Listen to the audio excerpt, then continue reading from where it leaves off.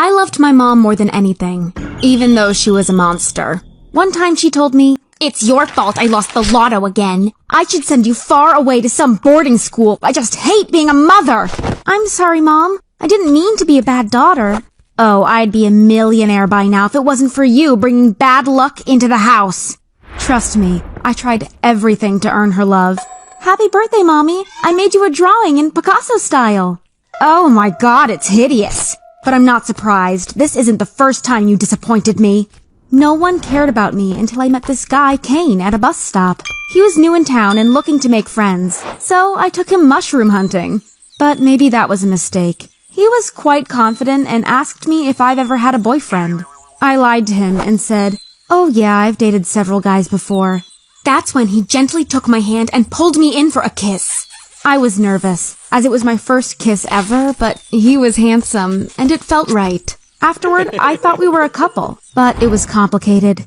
Kane joined my school, and some jerk told him, "Kane, no, you can find a better-looking girl than her. Dump her." He replied, "You better shut your mouth or you'll regret it."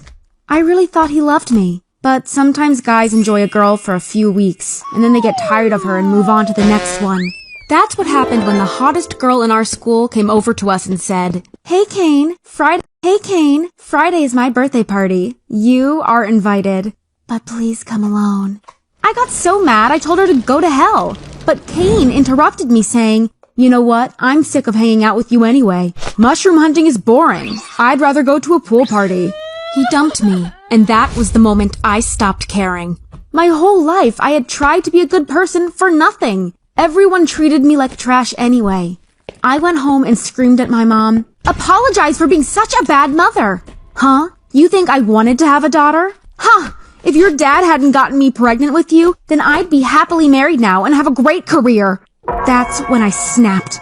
I took a baseball and started smashing everything. The TV, the windows, the walls, and my mom was too afraid to stop me. It felt good. I had finally earned her respect. And the next day in school, some girl called me stinky, so I pulled her hair back and poured ice all over her. The girl started crying and called a teacher who lectured me. "This is unacceptable behavior. I'm disappointed in you." What? You never cared when the other girls teased me. Now let me show you how much I care about you. I took his glasses, threw them on the ground, and stomped on them. Of course I got suspended, but I quickly found a job at a cafe where this cute guy Danny worked.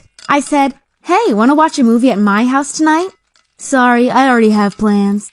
"Oh, please. I don't want to spend the night alone again." Finally, he agreed. But instead of watching a movie, I took him directly to my bed and made out with him.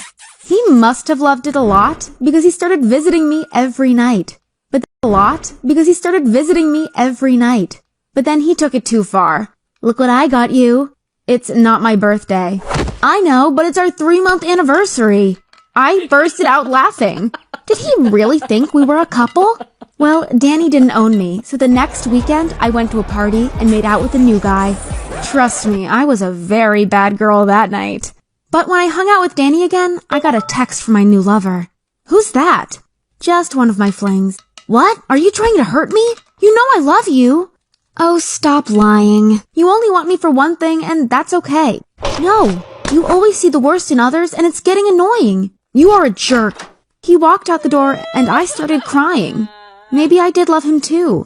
Maybe I was just scared of getting hurt again. So I apologized and said, "I do love you. It's just that I don't want some guy to break my heart again."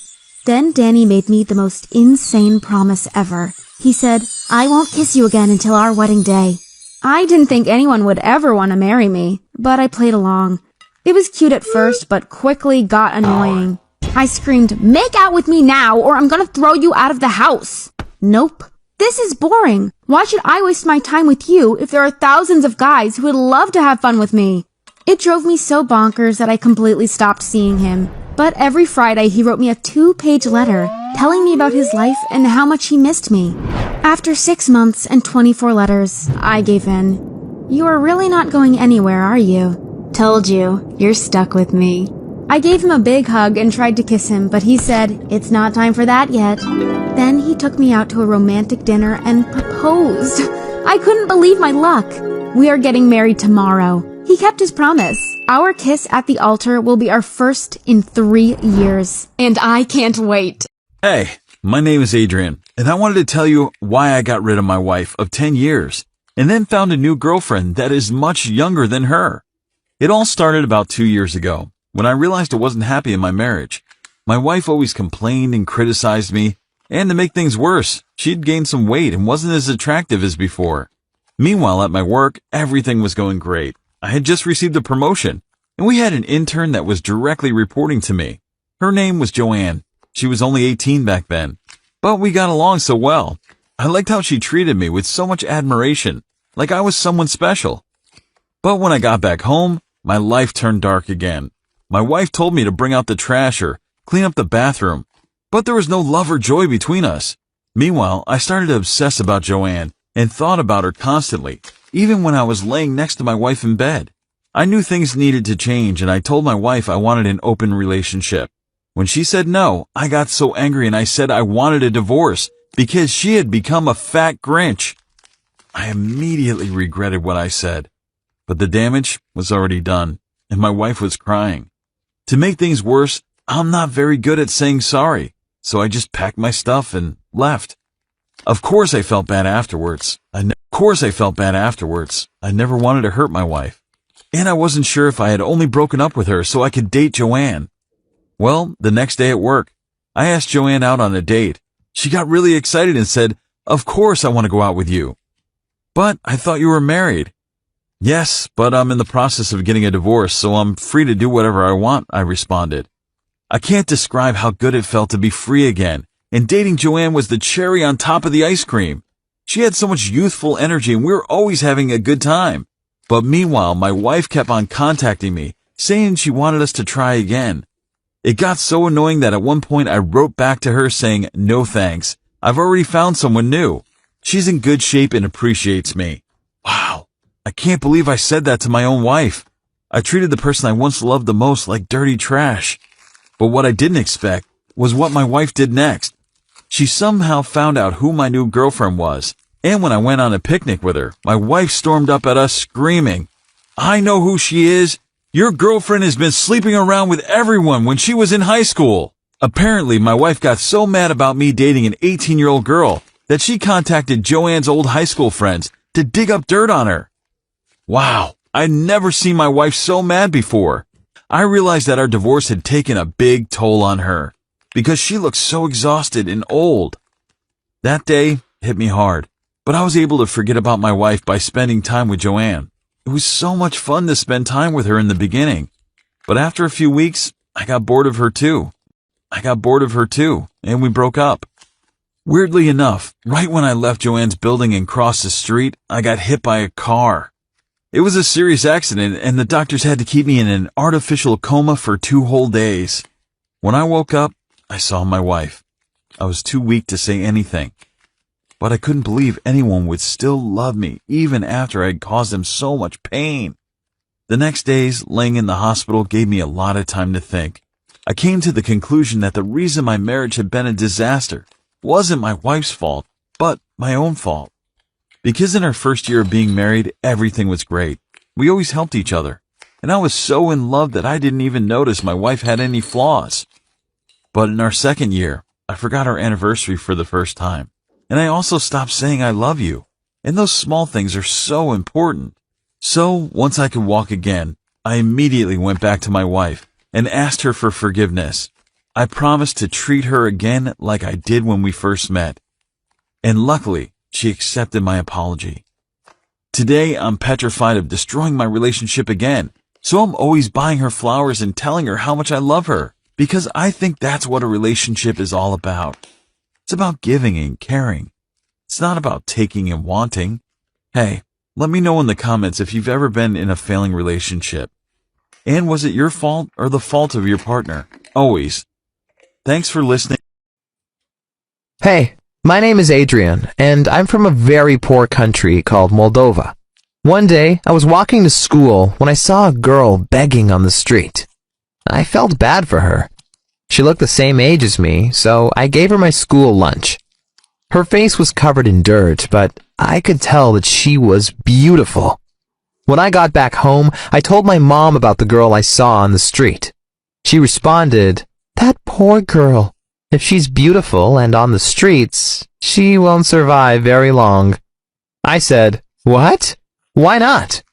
My mom responded, "Don't you read the news? They will take her to Turkey and sell her there to evil men." I was shocked and said, "We can't let that happen. We have to rescue her." My mom responded, "Well, do whatever you have to do." So the next day, I went searching for the girl. And after a few hours, I found her laying on the ground. She was crumbling out of pain, and I asked her, "Hey, is everything okay?" She responded, "My stomach, it hurts." And I said, "Don't worry, my mother can give you some medicine if you want." I could tell she didn't quite trust me, but she also didn't resist when I pulled her up and brought her to my home. There, my mother gave her some painkillers and sent her to take a shower. When she came out again, she looked completely different, like a normal girl, even though very beautiful. That day, I asked her why she'd been homeless, and she told me how she had grown up on a farm on the countryside, but her mom had turned insane and kicked her out one day.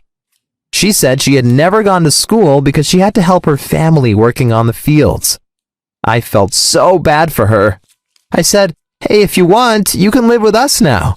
We don't have much money, but we will give our best to take care of you."